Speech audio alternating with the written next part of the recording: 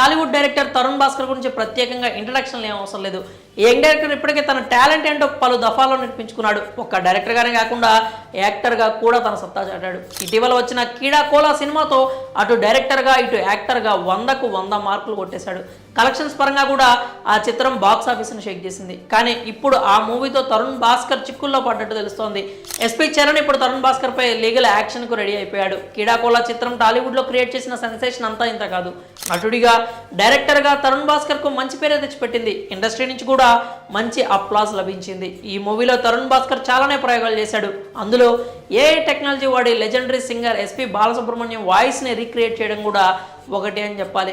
అయితే social media వరకు ఇది బాగానే ఉన్న తరుణ్ భాస్కర్ మాత్రం దాన్ని ఏకంగా సినిమాలో వాడేశాడు. సినిమా పరంగా ఏఐ వాయిస్ని అందరూ ఎంజాయ్ చేసినా ఇప్పుడు ఆ పనే తరుణ్ భాస్కర్ని చిక్కుల్లో పడేసింది.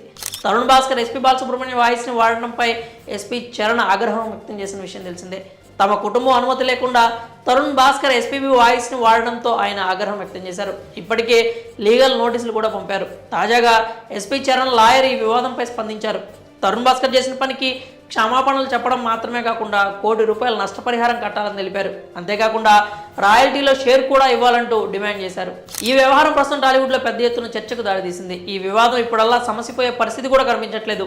గతంలో నోటీసులు పంపిన సమయంలో ఎస్పీ చరణ్ ఏఐ టెక్నాలజీని ప్రశంసించారు. ఇప్పుడు మన మధ్య లేని ఆయన తండ్రి గాత్రాన్ని ఇలా టెక్నాలజీ ద్వారా రీక్రియేట్ చేయడం బాగుంది అన్నారు. అయితే ఇలా తమ అనుమతి తీసుకోకుండా వ్యాపారం కోసం వాడుకోవడం మాత్రం కరెక్ట్ కాదంటూ చెప్పుకొచ్చారు. అందుకే లీగల్గా ముందుకెళ్తామని చెప్పారు.